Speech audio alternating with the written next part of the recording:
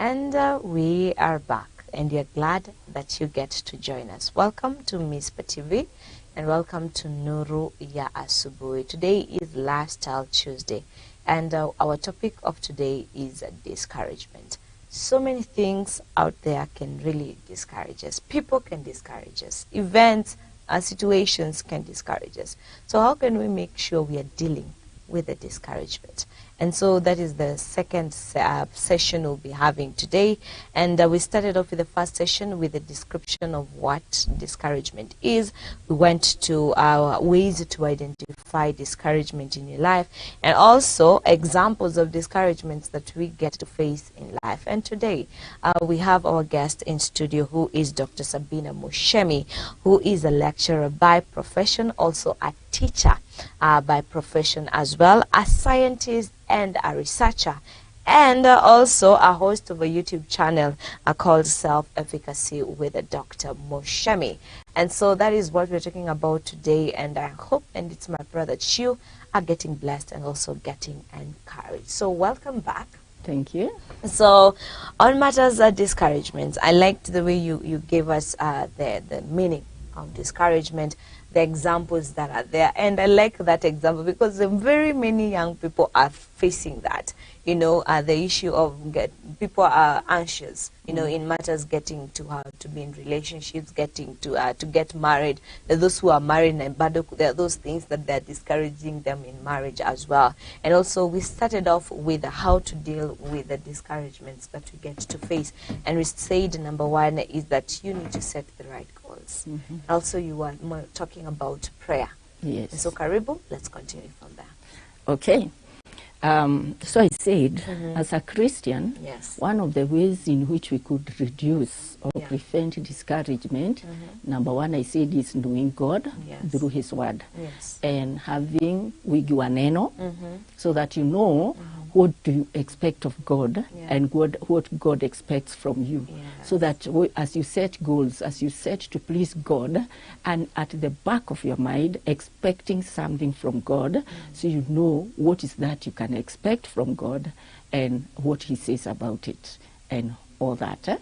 Number two, we are saying you need to be very prayerful. You need to know God by having a personal relationship of praying. Prayer is not just asking and asking and asking, but when you pray, you communicate with God. It's like you are fellowshipping with God, and so that brings uweko wa Bwana karibu, the Spirit of God close to you, and He will quicken you. God works in many ways, in many different ways, and He can even quicken you without knowing. So that if you are trying to do something and you have prayed about it, sometimes God just brings an idea. You know, it's like He's directing you, walk this way, this is what to expect, and the like. So with that, you are not likely to expect things that are not workable, and the like. Okay, so that needs that. Number three, it is also good to choose the kind of friends you walk with, because some people discourage you even before you have failed. You know, we said discouragement comes when you don't see results of what you're working for. So sometimes people make you lose energy and zeal even before the aid comes for you to receive your gift. So sometimes the aid has not refused to come, like I want to put it simply like that. Yes. It's not like the results have not come, but you are not patient enough because people somewhere on the way told you it's not workable. So if you are waiting upon God, you have read the Word of God, you have understood His ways or purpose for your life, and then you discuss it with people who have not been in touch with God, and maybe don't even know God. They will discourage you, they will dissuade you from whatever you are doing. So you will not reach the goal, and you feel discouraged. You feel like, okay, I did all that and I never got the results. But you see, it's not that you wouldn't have gotten the results, but you were impatient, or you are dissuaded long before the results came. So it is good to check whom you are working with. Do they understand your goal? Do they understand the will of God? Are they people who commune with God? Or are they these friends who are like, is it superficial? They are so shallow. So they they don't understand many things. And you know, if you walk with me and I'm shallow, I'll actually infect you with that shallowness. You'll never be able to do all that. Yeah, and let me give you an example of now an academic field. Okay. For many people, they will do, by the way, if you go out there, there are so many people who have done masters, but up to the course level. I mean, the coursework level. They have passed with flying colors. They have their first degree. They have masters up to the coursework level. Transcript shows you they really passed. But then when it goes to research, it is a time when you are left alone to be like the guide of your life. It is you who lead and your supervisors follow. That's how it ought to be. So there are 1,001 people who don't have a certificate in masters because they could never do that. So what stopped them? One, some people, they were told by their friends that this thing is undoable. Even so and so did not finish. And they have enough number to give you an example of that. So and so also got up to the coursework, but they couldn't do research. This thing kills. So and so almost 20 basak. So and so. You see, now you start traveling in some other person's boats. A boat that is in a wavy sea. But yours was not a problem, but it's like you have jumped boats and you have now entered into somebody's perspective. They advise you, they guide you, and the next thing is that you feel you no longer have energy to finish that research work. So what discouraged you? Was it the thoughts you are not seeing? It's the words of your friends. They got to you. Yeah, the words of the failures. So if you like, for example, out there you're doing a master's or a PhD and you are doing research, work with those who have finished. don't work with those that have not. And they will tell you why they have not. And you see the reason why you shouldn't. Work with those that have finished. So learn to choose your friends wisely. The friends and the people to look up to. So if you have something, if you want to get married as a young man, don't look up to those that have, what do you call it, eloped, that it was too expensive to wed, that it was impossible to all that. Look up to those that succeeded, and they'll tell you how they did it. So you see, that's another thing. You choose the people that you'll flow with, that will flock with, so that they can infect you with, like I use that. We use that a lot in my field of infection. And infection is not a disease. We don't define it the same way anyway. But they will also infect you with that kind of success. And like, so choose your friends, choose what you do. Number 3, that's the number, whatever number. Number 1 was in the will of God. Prayers, and then choosing the right people to mentor you, to look up to be your friends, and they're like, okay. The other one is always test your goals. You know, and ask yourself, number 1, I want to live for God so that He can give me a lot of material success. Ask yourself a second question, then what will I do with this material success? You see, so whatever you are aiming at, ask yourself what it will be for, what's its purpose. And if it is not for the betterment of humanity entirely, then please leave it. Even if you have a way of getting it. Because, for example, if you are going to get power, you want to vie for a seat, and you want to get power and be the MP, be the who and the like, just to be able to subdue your enemies. Those people that have thought you are nothing, you are going to show them you are. So is that really going to help the humanity? Maybe you want to power so that you can acquire a lot of property illegally, you can do corruption in the best way. Is that for humanity? No, don't. So choose the right, your goals, weigh them. Test them and see. And usually God has a reason why He put us together. Why did He bring me and you and the other person together?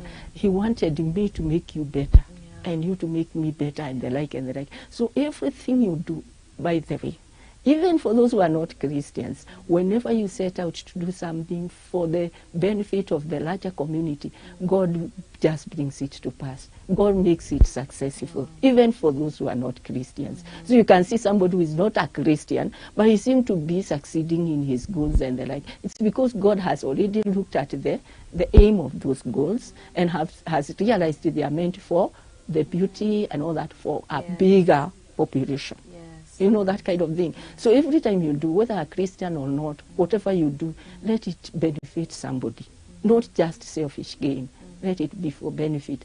And when you are doing that, by the way, you get more power and energy, and you don't get discouraged. You don't lose enthusiasm very fast. Why? Because, you know, like I said, you lose, the discouragement is losing that energy. Many times we lose energy because we see it's not working for us.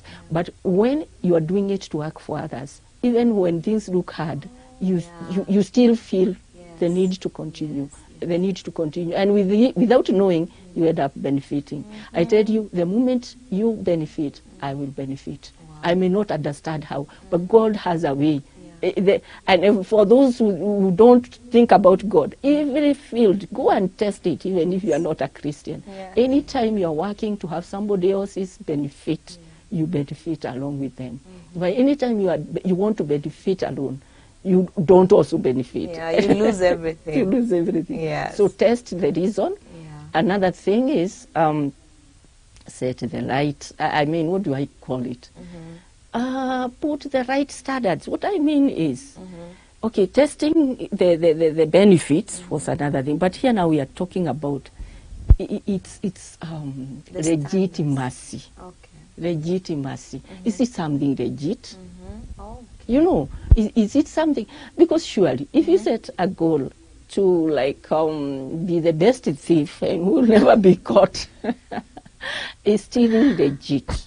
Even without thinking about the Bible for those who are not Christians, and then thinking about the Word of God for us who are Christians, is it legit? And the like. And for the students, sometimes they set up, they know how to make sure they pass the exams. They come with Kenya in some weird places that we never discovered and the like. So every time you do something, is it legit? Because when you do something which is not legit and you fail, the heartache is more. Because, you know, it comes along with the guilt, you know. And the other thing is being patient.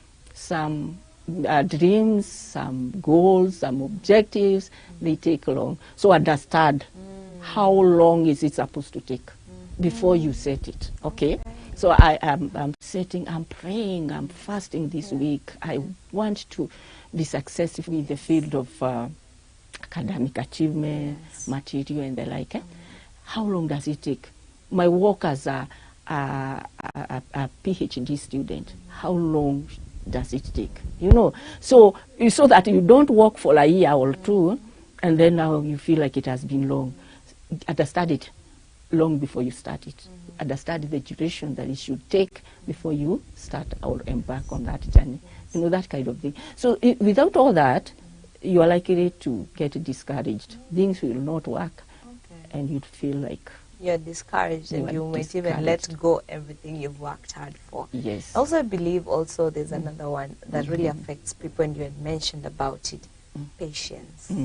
So many of us, kwanza young people we are impatient. Very impatient.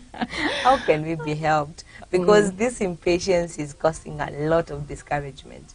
You know, we want to, maybe it is in matters of this aspect of you've started something, you're working something online, maybe you're marketing something online, and then within no minute you're not getting the clients that you need from that online, you know, base and all that. So you just feel so discouraged in week 2, and you have a whole 5 years to go. 5 years to go. Yes. I think in terms of young people and patience, they like I said earlier about mentors, look up to those people who have succeeded. Try to understand their journey. Yours may not take that long, but understand the journey of several people, so that when You see, like, I don't know, I know of Kagoni. Kagoni to me is a very successful person in Yes. quote in the YouTube. Yes. When you look at the journey of Kagoni, do you understand how long it took for her to be him. where she is? Yeah. I don't have to take that long. But I'm saying by looking up to those people who have succeeded in your field, you are likely to learn a lot. You're likely to understand their journey. Yes. And so it will be easy now to be patient and know, oh, so it is. Yeah. It takes this long. Okay. Yes. And is there a good side to discouragement? Ah, yes. There's nothing that doesn't have a good side. Everything has a good side. Everything Because there's has- some things you're like, how is this good? Sometimes discouragement does not come from the devil like people think. Sometimes I believe as a person that it may even come from God. Because like we said, you embarked on a journey and you did not seek the will of God. Somehow God said things to discourage you as a way to dissuade you from taking that route. So that now finally you have to change your direction, you know. And number two, it also allows the person to reassess why they are doing all this. So that at the point you are discouraged and you don't have a lot of energy to continue, you are able to sit back and ask yourself, by the way, why was I doing this? Why was I pursuing this degree? Why was I trying to have a YouTube channel? What was the purpose? What do I want to get and all that? So, and then you realize maybe what you wanted, if you wanted to preach Jesus, somehow you realize that I think it would have been faster if it was face to face. If I went and showed love and mercy to people as I talked to them physically. So you see, you are dissuaded so that you leave that route and you get another option and the like. And so by you are able to reassess yourself because of the discouragement, and you are able to change the route. So me, I would say I think it is good. It's a good side It's a to good, it. but it is also bad depending on exactly what you are living. Yes. Yeah, so you need, anytime you are discouraged, don't just walk away. Assess maybe what discouraged you. Is it what people talked about that made you feel like you no longer want to continue? Or is it something that you have seen for real, this thing can't work, and the like, so that you don't leave good programs unfinished because of discouragement, and maybe only the only thing you needed is patience. So reassess, even as discouraged as you are, was it worthy doing it? Would it have benefited people? How long do I need to go? What do I need to re-energize myself? Exactly what caused the discouragement. Is it what I have had, or is it the other limitations? Because even material limitations can be, and maybe if you sat down, you might find other sources. So don't quit just because you are discouraged. But after assessing the situation, you can now quit. Okay. Yes. And there's a person who has seen, indeed, I am discouraged, but does nothing about that. What is the trouble for that? You know, leaving the discouragement to take its way, and you're not overcoming it, you're not handling it. Yeah, so if you just get discouraged and always flow, and flow with it, Yes. you are likely to miss out something that you had just a few steps to get. You know, that kind of thing, and you may never achieve the goals of your lives. So it is very good, like I said, to assess and reassess what is causing the discouragement and how you can overcome it, so that now before you can, by the way, it is good to follow discouragement and quit after you reassess. Because I told you, reassessed, yeah, because I told you yes. it is also one way of God telling you no. Yes. You know, yes. but on the other hand, it's good to assess, because sometimes it has not come from God. And it could have come from yourself, other men, and the devil himself. So you might quit without achieving the will of God. So assess it. When you feel so low about something, sit down, ask yourself, what has caused this feeling? After you look at that, you know, should I continue and persist, or should I simply let it go and leave it all together? Okay. Yes. And what about the discouragement of people? You know, where you get, apart from people discouraging you in the concept of maybe you're trying to do something and then they come and tell you, no, that is not possible and all of that. But people can discourage people. maybe you were trusting someone to do something, or you had trusted someone on something, or a specific area, or you had their trust, you had your trust on them, but they broke that trust. And so how do people get to handle? Because people have gotten to discourage other people. Okay, so you trusted somebody and they were not able to deliver that which you were trusted on them, and they're like, Yes. I think before we just let that go, I think it is good to always know that as you trust a person, God, you know, the Bible says God is not a man. Why does he say he's not a man? Because man is a failure. So every time you are trusting Dr. Sabina, wacha karoom kamoja kadogo somewhere, ka space in your heart, knowing I'm not trusting that she will do this 100%. So that when they fail you, you don't feel so disappointed.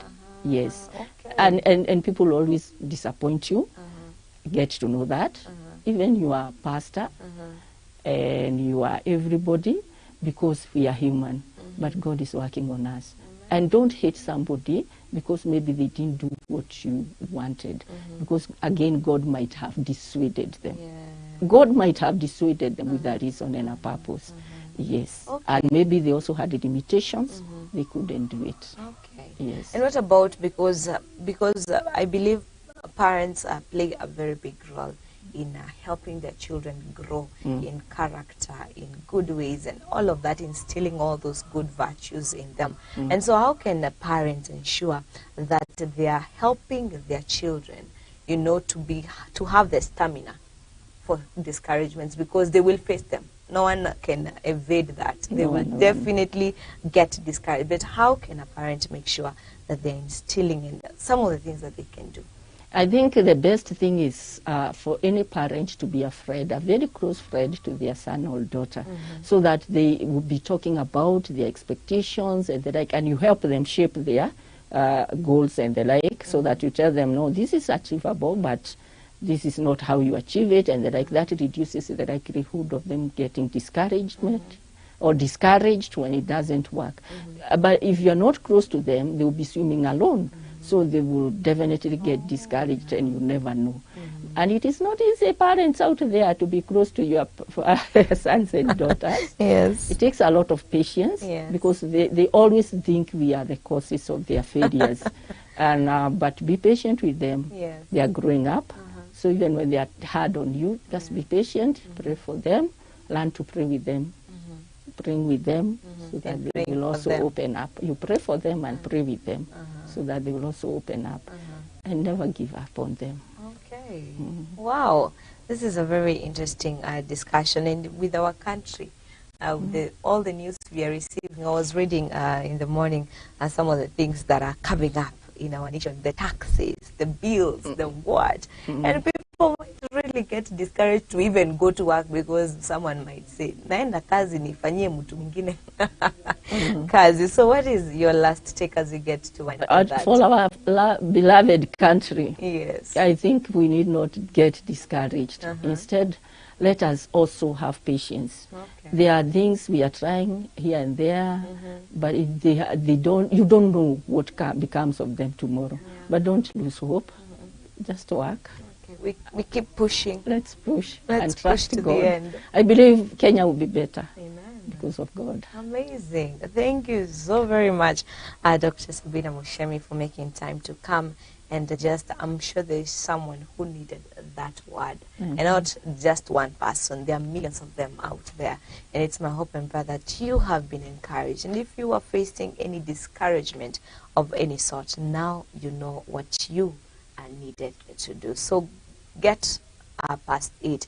Assess the situation and just check. Is it the will of God? Is God trying to divert you and tell you, don't go with plan A, go with the plan B? Check on that. And when you get to do that, you'll find there will be there will be that moment where you get discouraged and all that, but you will always have the energy to wake up and continue and to pursue to the end. So thank you very much, Dr. Muchemi, and may God bless you. Amen. And to you who is watching, our very beautiful viewer and a very good viewer, we are coming back with the discipleship class, so make sure you are tuned in, because remember, this is where we keep the fire of the altar burning 247. See you after the break.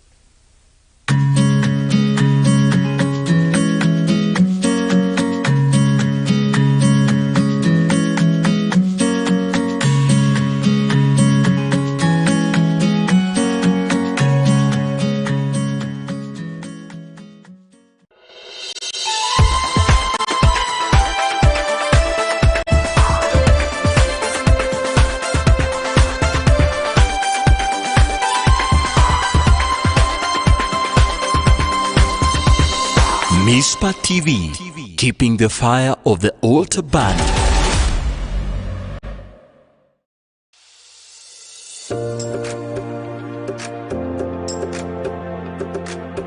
As part of our mandate to intercede for families, we are delighted to invite you to our Family Deliverance Prayer Week here at Mizpah House of Prayer.